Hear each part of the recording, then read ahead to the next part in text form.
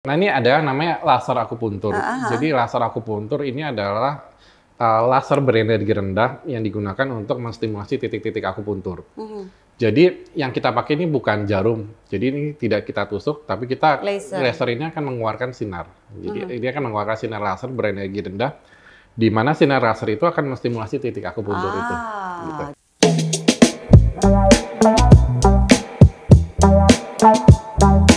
Podcast Mother and Beyond. Mams, membayangkan tubuh kita ditusuk sama jarum banyak gitu pasti kayaknya serem ya, ngeri ya, takut ya. Nah, tapi faktanya berbeda loh Mams. Kalau Mams menjalani teknik pengobatan akupuntur yang berasal dari Tiongkok dan sudah ada dari zaman dulu. Saya pun juga sebenarnya akupuntur sih ya. Pada praktiknya, tubuh kita tuh akan ditusuk dengan jarum yang sangat kecil dan juga halus ya. Ini dan ditusuknya itu di titik-titik tertentu seperti tangan, kaki, badan dan juga kepala.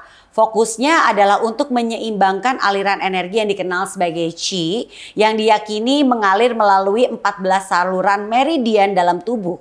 Dengan begitu, masalah seperti nyeri sendi, migrain ini bisa diobati nih katanya dengan akupuntur. Tapi manfaatnya cuma itu aja. Pasti Moms jadi bertanya-tanya kan ya. Dan apalagi sih yang harus diperhatiin saat moms and dads ingin melakukan akupuntur? Boleh nggak si kecil kita bawa akupuntur? Ini kita tahu kan akupuntur adalah salah satu metode untuk menyembuhkan kondisi tertentu pada kesehatan kita. Saya Novita Enji, Editor-in-Chief Mother and Beyond akan ngobrol-ngobrol dan cari tahu jawabannya. Kita akan ngobrol-ngobrol sama Dr. Yoshua Viventius, dokter spesialis akupuntur medik Rumah Sakit Metropolitan Medical Center atau Rumah Sakit MMC. Apa kabar dokter? Sehat Baik, dok? sehat. Sehat. Dok, kenalan dulu ya dok buat yang belum tahu akupuntur atau metode akupuntur itu tuh apa sih dok? Oke, jadi akupuntur medik itu kita bahas tentang akupunturnya dulu. Karena kan ada akupuntur dan medik. Jadi akupuntur itu sendiri berasal dari kata acus dan puncture gitu. Acus itu artinya jarum. Dan punktur itu artinya menusuk gitu ya. Jadi itu merupakan suatu stimulasi pada titik akupuntur dengan menggunakan jarum. Jadi memang harafiahnya itu memang asal dari akupuntur itu dari Cina tuh. Udah sekitar 5.000 tahun tuh ilmunya. Nah awal itu memang menggunakan jarum gitu. Nah seiring dengan perkembangan zaman, dengan perkembangan ilmu pengetahuan juga, berkembanglah itu modalitas yang kita sebutkan. Selain hanya jarum, kita juga mengenal bermodalitas yang lain. Seperti nanti kita akan membahas ada namanya laser dan juga ada namanya elektroakupuntur gitu. Nah, sedangkan mediknya ini sendiri, belakangan ini kan berkembang nih ilmu pengetahuan itu. Jadi akhirnya berkembang dunia kedokteran yang tadinya zaman yang dulu itu kita sebut dengan namanya akupuntur klasik gitu atau tradisional gitu.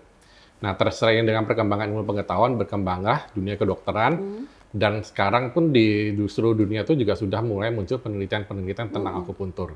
Dan juga sudah dipelajari oleh dokter. Dan itulah yang mendasari berkembang jadi akupuntur medik. Jadi awalnya memang dari tradisional ini ya? Jadi memang awalnya dari tradisional. Jadi memang kita itu tidak bisa melupakan dasar awalnya itu, akarnya gitu dia. Nah seiring dengan perkembangan zaman, penelitian itu sudah berkembang, diteliti. Yang tadinya orang itu hanya melihat, mungkin tahu tadi disebutkan sama Kanovi tentang Qi gitu ya, atau aliran energi gitu. Itu di Cina itu yang zaman dulu itu hanya orang-orang itu hanya melalui pengamatan gitu, karena mereka belum tahu tentang pengetahuannya ya. Jadi mereka hanya dengan melihat aja. Nah, seiring dengan perkembangan dunia kedokteran, penelitiannya berkembang dan ternyata itu sudah dibuktikan ternyata ada yang namanya pembuluh darah, saraf dan aliran darah. Nah, itulah. Yang awalnya mulai Qi atau energi yang kasat mata Sekarang itu sudah berkembang. Jadi ada pembuluh darah, saraf, hormon. Nah, itulah yang mendasari dunia kedokteran gitu ya. Jadi makanya itu sekarang kita sebut dengan akupuntur medik. Gitu. Itu yang membedakan akupuntur tradisional sama akupuntur medik ini ya dok ya. Nah siapa aja dok yang boleh melakukan atau menerima metode akupuntur ini? Orang dewasa pasti boleh. Anak-anak? Jadi sebenarnya akupuntur ini luas ya. Dari mulai bayi sampai dengan orang lanjut usia atau yang sudah tua gitu. Dari bayi itu kelainannya itu sudah bisa terlihat ya, misalnya bayi itu juga sudah bisa terjadi kanker gitu ya. Nah itu juga sudah mulai banyak ya kasus-kasus kanker. Nah itu juga sudah bisa diakupuntur. Itu yang ekstrim. Tapi kalau misalnya yang kasus-kasus ringan ya, misalnya mual muntah pada bayi itu bisa dibantu dengan akupuntur juga. Atau bayi yang masih kecil pun yang usianya masih di bawah 1 bulan ya itu kan kita tidak mungkin menggunakan jarumnya. Itu kita bisa menggunakan ada namanya metode akupresur. Nah, akupresur itu merupakan stimulasi dengan pijatan gitu ya, pada titik-titik akupuntur gitu. Nah, itu untuk pada bayi. Nah, kalau untuk orang yang sudah lanjut usia, itu nanti juga kasus-kasus juga bervariasi tuh. Mulai dari kasus nyeri, hingga kasus tadi yang kanker. Nah, itu juga bisa dibantu dengan akupuntur. Gitu. Nah, kalau untuk yang kita yang masih muda, yang sehat, atau yang usia produktif, nah itu efeknya juga sangat membantu ya, terutama kalau untuk kasus-kasus yang sering kita jumpai, misalnya sakit kepala gitu, atau juga sakit pinggang gitu, atau olahraga, cedera olahraga, nyeri, itu bisa dibantu dengan akupuntur. Akupuntur gitu. Ya dok ya. Tapi kan banyak yang sering menganggap bahwa akupuntur ini tuh hanya sekedar pengobatan tradisional, alternatif gitu kan ya. Nah ini gimana ditanggapan dok? Oke, baik. Pertanyaan bagus tuh. Jadi kita mengenal ada istilah namanya akupuntur yang tadi ya, metode yang tradisional. Nah, tradisional itu ada yang kita biasanya disebut dengan alternatif ya. Terus kemudian seringnya dengan perkembangan zaman ada istilah namanya komplementer, komplementer atau integratif. Nah, sedangkan komplementer ini adalah metode atau yang sudah dikenal oleh di dunia kedokteran bahwa akupuntur ini ternyata itu bisa dikombin gitu dengan pengobatan medis konvensional ya. Jadi pengobatan kedokteran dan di seluruh dunia ini juga sudah diakui sebagai bagian cabang dari kedokteran gitu.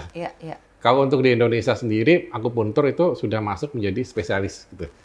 Sebelumnya itu memang kalau sejarah kita mundur kembali sedikit itu mulainya memang dari RSCM pertama. Itu tahun 66. Waktu itu karena Presiden Soekarno ya dipanggil sakit ya beliau ya. Nah itu dipanggil tuh dari dokter Cina gitu. Nah tahun 2011 berdirilah akupuntur masuk ke dalam program spesialis kedokteran di FKUI yang pertama. Nah, untuk akupuntur sendiri, apakah ini hanya untuk dilakukan untuk penyembuhan penyakit aja dok? Atau apakah bisa juga untuk buat para moms yang lagi promil? Bisa juga nggak sih dok? Bagus juga ada pertanyaan. Iya, jadi untuk sekarang ini juga sudah kasus-kasus untuk program kehamilan itu kan sudah meningkat ya, terutama kasus-kasus infertilitas terutama. Nah ini perubahan gaya hidup ya dan tingkat stres remaja saat ini kan juga sudah tinggi ya. Nah ini kasus infertilitas itu ternyata meningkat tuh. Terus juga akhirnya mereka ingin mencoba untuk hamil alami, ternyata gagal gitu. Akhirnya lari ke IVF atau bayi tabung atau inseminasi gitu ya. Nah di sini akupuntur ini dapat membantu kalau misalnya mereka masih menginginkan kehamilan alami dan usianya itu masih produktif, masih belum terlalu tua atau masih di bawah umur 35 tahun. Biasanya dokter obgynnya itu akan menyarankan untuk hamil alami dulu. Nah, ini di sini bisa dibantu dengan akupuntur. Nah, peran akupuntur di sini ini bagaimana? Pertama, dia bisa membantu untuk meregulasi hormon. Ya. Jadi, meregulasi hormon biasanya kalau gaya hidup kita stres, penuh tekanan, pagi ya subuh-subuh pulangnya tengah malam gitu kan, otomatis stresnya meningkat ya. Dan itu ternyata itu mengganggu kestabilan hormon dan itu akan mengganggu proses untuk hamil. Nah di sini akupuntur ini berperan untuk membuat tubuh itu jadi rileks gitu, sehingga akhirnya hormonalnya jadi seimbang, balance, jadi tenang itu dan akhirnya dapat mensupport untuk kehamilan gitu. Nah yang berikutnya itu adalah untuk memberikan nutrisi pada uterus ya, atau rahim ya. Kalau untuk pada promil itu biasanya juga akan ditusuk di daerah perut gitu. Nah itu biasanya untuk melancarkan aliran darah ke dalam rahim sehingga membuat endometrium atau lapisan untuk tempat sektor atau menempel itu akan menjadi bagus gitu. Nah, tapi apakah dengan sekali datang aja atau memang harus ada rutin? Ada rutinitasnya. Nah ini pentingnya untuk diketahui nih dok. Betul. Jadi kalau untuk pada umumnya kita biasa sebagai dokter spesial akupuntur kita akan menilai dulu kondisi pasien. Apakah ini pasien ini dalam kondisi baik atau ada penyakit yang lain gitu. Kalau misalnya kondisinya normal, itu biasanya kita akan menyarankan untuk terapi akupuntur adalah seminggu 2 kali. Kita biasanya mengenal istilah 1 seri. Jadi 1 seri itu artinya pengobatan sebanyak 12 sesi. Nah, di mana dalam seminggu biasanya kita anjurkan untuk seminggu 2 kali sesi terapi akupuntur gitu. Nah, nanti kalau sudah 12 kali gimana? Apakah boleh nyambung? Nanti kita akan nilai lagi tuh. Jadi 12 kali itu kan dalam seminggu 2 kali ya, berarti sekitar 6 minggu itu akan selesai. Berarti sekitar 1,5 bulan ya. Oke, baik. Nah, proses menjalani akupuntur medik ini tuh pasti kita kan juga jadi penasaran ya dok. Apakah memang, ini kan memang harus menggunakan jarum khusus ya dok, nggak bisa sembarang jarum ya. Terus apakah memang harus dilakukan oleh dokter spesialis akupuntur nih dok? Ya. Jadi tadi saya berbicara tentang ada akupuntur tradisional, secara garis besar ya. Akupuntur tradisional dan akupuntur medik. Perbedaannya dulu nih. Jadi kalau misalnya tradisional, yang melakukan bukan dokter kayak tradisional ya. Jadi yang melakukan itu bisa praktisi non medis misalnya Shinsei gitu, Iya. atau prediksi yang lain gitu. Perawat itu bisa melakukan yang akupuntur tradisional. Nah, kalau untuk yang medis, ini yang melakukan adalah dokter, termasuk dokter umum dan dokter spesialis. Kayak gitu. Perbedaannya di sini apa gitu? Jadi perbedaannya adalah kurikulumnya dan materi apa yang dipelajari ya. Jadi kalau misalnya untuk dokter umum itu artinya dokter umum yang mendapatkan pelatihan khusus tentang akupuntur. Biasanya itu durasinya hanya sekitar 1 sampai 2 bulan gitu ya. Di situ mereka akan mendapatkan biasa pengalaman tentang akupuntur, tapi mereka dibatasi oleh hanya bisa untuk menangani 20 kasus penyakit gitu ya. Dan biasanya tadi sama pendidikannya mereka kursusnya itu sekitar 1 sampai 2 bulan. Nah, kalau dokter spesialis akupuntur ini kita pendidikannya di universitas gitu nah, lama pendidikan kita itu adalah 7 semester, jadi 3,5 tahun. Jadi harus melalui dokter umum terlebih dahulu, kemudian nyambung ke dokter spesialis gitu. Dokter umum itu kan sekitar 6 tahunnya kalau dulu. Mungkin kalau sekarang 5,5 tahun gitu. Ditambah dengan pendidikan spesialis 3,5 gitu. Jadi 9 tahun. Iya. Jarumnya khusus tuh? Nah, kalau untuk jarum sama sebenarnya. Jadi jarum yang digunakan itu adalah jarum yang kecil ya. Mungkin bisa saya sambil tunjukkan. Boleh dong, Dok. Penasaran juga nih. Ini sama kayak jarum suntik, Dok? Nah, berbeda. Jadi kalau jarum akupuntur ini, kita menggunakan jarum sekali pakai ya. Yang Jadi sekali halus ya, pakai, Dok, ya? halus, single use gitu. Yang membedakannya, ini ukurannya sangat kecil. Iya, Nggak tipis kelihatan. banget sih. Bahkan nggak kelihatan. Jadi seukuran rambut. Dan kalau dilihat, ini ukurannya yang saya bawa kebetulan ukurannya 0,14 mm diameternya. Dan diameter itu berarti ketebalan jarumnya. Jadi ketebalan jarum itu sebenarnya bermacam-macam. Mulai dari 0,14 mm, ada yang 0,25 hingga 0,30 gitu. Untuk panjangnya sendiri kalau kita lihat ini sekitar 2,5 cm. Ya. Ada juga yang ukurannya pendek, lebih kecil lagi. Dan itu biasanya kita gunakan untuk di wajah. Gitu. Di kepala juga bisa. Iya. Ada juga yang panjang. Kayak tadi ini 2,5 cm, ada yang ukurannya 4 cm. Nah, kalau untuk 4 cm itu biasanya kita gunakan di otot-otot. Misalnya di punggung, di kaki gitu. Oke. Dan ini sangat tipis lentur dia. Tipis Perbedaan banget. dengan jarum suntik adalah kalau jarum suntik di tengah itu ada lubang. Karena tempat untuk memasukkan cairan. Dan kokoh banget gitu ya. Dan kokoh, betul. Iya. Kalau ini dia Iya, betul banget. Dok, untuk gini, untuk kita merasakan manfaat dari akupuntur ini, kan tadi kan kalau kita ngomongin soal promil kan sekitar 1,5 bulan ya, seminggu 2 kali, 12 kali gitu ya pertemuannya ini. Nah, kalau untuk mendapatkan manfaat nih dari akupuntur medik ini, kita harus melakukan perawatan treatment berapa kali nih, Dok? Aku pernah tahu juga ada yang coba, untuk masalah ini sekali udah bisa nih gitu kan? Ya, kalau untuk kasus-kasus khususnya kasus nyeri. Sakit kepala itu target kita dalam sekali terapi biasanya harus sudah berkurang, bahkan kalau bisa langsung sembuh gitu. Jadi target kita itu adalah sekali terapi itu adalah minimal berkurang 50%. Jadi apabila tadi nggak bisa jalan karena kesakitan, ya diharapkan itu kalau dari sudah bisa jalan. Kalau dihitung dari skala nyeri gitu ya antara 1 sampai 10, kalau 1 itu ringan, kalau 10 sakit sekali gitu ya. Misalnya dia datang dengan skornya 8 gitu, udah bongkok-bongkok gitu ya. Dengan kita terapi akupuntur diharapkan dia berkurang jadi 50%-nya. Jadi skornya itu akan berkurang menjadi sekitar 3 sampai 4 gitu. Dan itu kalau dari penelitian penurunan skala nyeri 5 poin aja itu sudah dianggap efektif, bermakna gitu. Jadi nanti kita selain akupuntur nanti kita akan ajarkan juga exercise-nya dan juga acupressure gitu. Iya. Kalau sekali juga ada yang bisa juga kan? Ada juga, betul. Yang sekali itu diharapkan kayak misalnya tadi sakit kepala itu pada umumnya sekali terapi itu udah efektif. Penyakit apa aja nih atau kondisi apa aja sih yang bisa disembuhkan dengan akupuntur? Saya mau sedikit cerita nih. Jadi anak saya tuh dulu mimisan terus-terusan. Jadi nggak berhenti-berhenti mimisan. Kalau dia perubahan udara panas dingin ke panas pasti langsung mimisan. Stres juga jadi pemicu, salah satu pemicu dia mimisan. Terus saya coba bawa akupuntur. Berhasil tuh, Dok, sekali. Ya benar kayak gitu. Jadi untuk yang kasus-kasus seperti itu, kalau tadi saya lihat ada masalah dengan hidung, dengan mimisannya. Itu related itu dengan namanya kalau di kedokteran kita sebutnya ada berhubungan dengan rinitis alergi. Nah itu kondisinya itu biasanya berhubungan dengan bersin-bersin juga. Jadi reaksi alergi yang berlebihan itu sangat bagus untuk diterapi dengan akupuntur. Kemudian masa sinusitis atau nyeri di daerah pipi, hidung itu juga. Itu biasanya kalau dia udah sakitan atau nggak hidungnya mampet, kadang-kadang bisa mimisan berdarah tuh. Nah itu diterapi dengan akupuntur kita akan pasang jarum di daerah pipi dan daerah kepala sini, itu efektif. Dia efektif bisa langsung berkurang nyeri dan langsung plong biasanya. Oke. Nah, apalagi nih kondisi-kondisi apa lagi nih, Dok? Untuk kondisi kita akan membagi menjadi masalah pain atau nyeri sama non pain. Oke. Non nyeri itu secara garis besar Iya. Jadi untuk kasus-kasus nyeri, jadi secara penelitian, secara evidensi itu akupuntur memang sudah terbukti efektif ya untuk kasus-kasus nyeri. Dan penelitian-penelitian yang sudah dipublish di jurnal internasional yang kualitasnya tinggi, itu juga sudah merekomendasikan akupuntur itu sebagai salah satu modalitas utama untuk menangani nyeri gitu. Karena seperti kita ketahui, kalau untuk mengatasi nyeri, itu obat-obatan yang paling tinggi ya, itu istilahnya menggunakan morfin gitu, kalau di kedokterannya. Contoh untuk pada nyeri kanker gitu. Dan di sini akupuntur ini berperan untuk bersama-sama dengan pengobatan yang sudah diberikan, itu untuk mengurangi nyeri. Jadi diharapkan nanti dosis morfin yang diberikan itu akan berkurang. Karena seperti kita ketahui itu efek dari pengobatan morfin itu kan ada efeknya tuh. Misalnya susah buang air besar, terus pasiennya lemas, terus sakit kepala, mual muntah, itu efek dari pengobatan morfin gitu. Jadi diharapkan nanti si morfinnya dosisnya turun, si akupuntur itu akan meningkatkan namanya hormon beta endorfin gitu.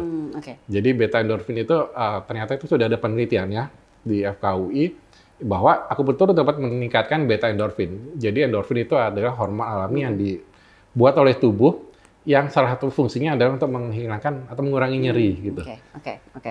Nah, kalau misalnya endorfinnya tinggi, nah itu nyeri akan berkurang gitu. Resiko dari kalau kita melakukan akupuntur tidak dengan dokter spesialis akupuntur tuh apa? Karena kan ada juga tadi yang enggak. Kita kan kalau disuruh milih sih ya pasti lebih milih yang dokter spesialis karena kan belajarnya benar-benar lama ya, Dok ya. Nah, ini apa nih resiko yang pernah terjadi nih, Dok? Dari yang enggak ke dokter spesialis. Jadi sebenarnya kalau untuk akupuntur itu juga berdasarkan dari jurnal juga sudah dipublish, sudah ada risetnya bahwa resikonya sebenarnya minimal, namun tetap ada ya. Jadi kalau misalnya mulai dari sekitar 1% hingga 3%. Resiko yang paling tersering dijumpai itu adalah hematom atau memar gitu, kebiruan. Biasanya kalau dia sensitif itu biasanya itu kan kebiruan habis di akupuntur. Tapi ntar bingung nih kalau kita gak jelasin dulu, kenapa nih memar nih biru-biru nih, Dok? Kan diprotes gitu ya. Jadi kita sebelum kita melakukan akupuntur, tentu kita harus ngadakan informed consent gitu. Jadi artinya kita akan menjelaskan terlebih dahulu resiko-resiko apa yang mungkin bisa terjadi. Salah satu tadi hematom atau memar.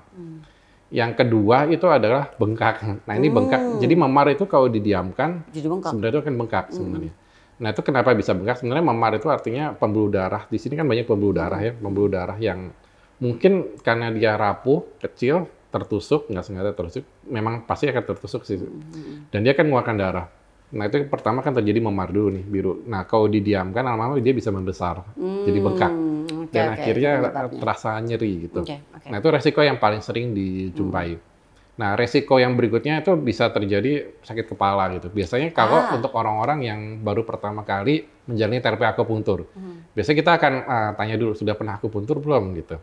Dan apakah pernah ada pengalaman kayak pingsan gitu atau takut dengan jarum, itu kita akan explore terlebih dahulu tuh. Nah setelah itu setelah aman baru kita akan melakukan akupuntur. Terus kemudian reaksi alergi itu mungkin bisa terjadi. Kenapa bisa terjadi alergi? Karena jarum akupuntur ini kan terbuat dari stainless steel ya, logam ya. Ada orang yang memiliki alergi logam, biasanya timbul merah-merah gatal. Biasanya kan kita akan tanya, ada alergi logam nggak? Tapi kan dia bingung, logam kenapa nih? Biasanya kita tanya jam tangan gitu. Nah jam tangan kalau misalnya dia ada gatal-gatal, nah kemungkinan itu ada reaksi dengan alergi dengan logam tuh. Nah biasanya kita akan tanya apakah berat. Kalau reaksi berat ya kita akan ganti jarum ini dengan laser. Gitu. Oh baik, terjawab ya. Jadi untuk yang laser ini ya.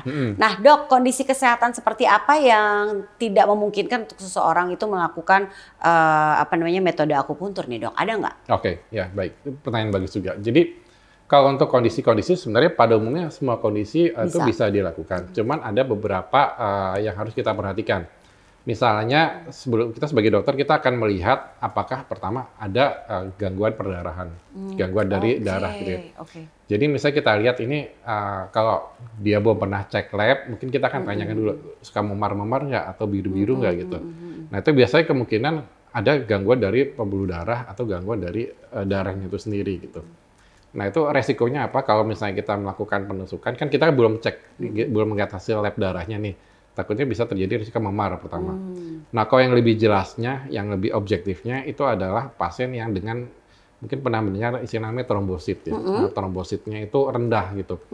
Di bawah 50.000. Normal itu trombosit itu nilainya ada di atas 200.000. Nah, pada kondisi trombosit itu di bawah 50.000, itu pada umumnya kita akan mengganti jarum dengan laser. Balik lagi. Dengan laser. Jadi, kenapa kita mengganti? Karena kalau tetap dilakukan penusukan, ada risiko terjadi bleeding. Jadi, si trombosit itu fungsinya adalah untuk mencegah pendarahan ya istilahnya. Kalau trombositnya bagus, aman itu tidak ada masalah. Tapi kalau trombositnya rendah, apalagi di bawah 10.000 gitu ya, ada kemungkinan terjadinya memar atau terjadinya perdarahan di bawah kulit yang tidak disadari gitu. Yang kondisi yang berikutnya adalah leukosit atau sel darah putih ya. Nah, leukosit itu juga berperan penting ya dalam kondisi ini karena dia sebagai benteng tubuh kita nih. Kalau leukositnya itu rendah, dalam arti nilai normalnya kan antara 5.000 hingga 10.000. Kalau nilai rendah misalnya cuma 1.000, kita akan hindari jarum. Kenapa kita hindari? Karena itu tadi, karena benteng pertahanannya kan udah lemah. Kalau ditusuk itu artinya kita memasukkan ada kuman-kuman yang di sekitar kulit itu takutnya masuk ke dalam gitu. Dan itu akan kita ganti dengan laser lagi. Sebenarnya ada cara lain ya sebenarnya selain jarum ya, ada laser ini ya dok. Kita ada banyak metode. Jadi acupressure juga tadi salah satunya. Salah satunya acupressure. Gitu. Nah sebagai penutup, do's and don'ts kalau kita ingin melakukan akupuntur, apakah nggak boleh melakukan kegiatan tertentu, nggak boleh mandi dulu, atau abis akupuntur justru nggak boleh mandi, atau mungkin nggak boleh olahraga, atau adakah larangan-larangan lain? Oke, jadi kalau untuk akupuntur tidak ada pantangannya. Jadi setelah akupuntur bisa berolahraga, bisa mandi, tidak masalah. Karena luka yang ditimbulkan, jadi luka dari akupuntur namanya itu kita sebut mikrotrauma. Jadi luka yang sangat kecil sebenarnya. Jadi itu aman. Jadi setelah kita lepas jarumnya, pasien bisa beraktivitas seperti biasa. Mandi, mau olahraga, nggak ada masalah. Gitu, Jadi nggak ada ya, aman ya dok aman, ya? Dia. Jelas ya Moms ya soal akupuntur ini jadi paham dan mungkin Moms jadi udah nggak takut lagi ingin membawa akupuntur. Tadi bayi juga bisa ya dok ya, sebenarnya akupressure tapi tadi. Kalau akupuntur? Nah, akupuntur pada bayi, tadi saya belum tunjukkan ya. Iya benar. Nah ini ada namanya laser akupuntur. Jadi laser akupuntur ini adalah laser berenergi rendah yang digunakan untuk menstimulasi titik-titik akupuntur. Jadi yang kita pakai ini bukan jarum, jadi ini tidak kita tusuk, tapi kita laser ini akan mengeluarkan sinar. Jadi dia akan mengeluarkan sinar laser berenergi rendah, di mana sinar laser itu akan menstimulasi titik akupuntur itu. Gitu. Jadi bisa untuk bayi ya? Jadi untuk bayi bisa. Jadi dia sebagai pengganti jarum. Gitu. Jadi sebenarnya untuk semua umur akupuntur? Semua umur bisa. Baik. Jelaskan Moms, jadi paham ya soal akupuntur. Terima kasih banyak Dr. Yoshua Viventius SPAK, dokter spesialis akupuntur medik dari Rumah Sakit Metropolitan Medical Center atau Rumah Sakit MMC. Terima kasih ya dok ya atas penjelasannya. Dan juga terima kasih buat Moms yang sudah mendengarkan podcast dan juga menyaksikan podcast Mother and Beyond. Semoga apa yang kita obrolkan hari ini bermanfaat untuk Moms semuanya. Sampai jumpa Moms. Thank you for listening to podcast Mother and Beyond.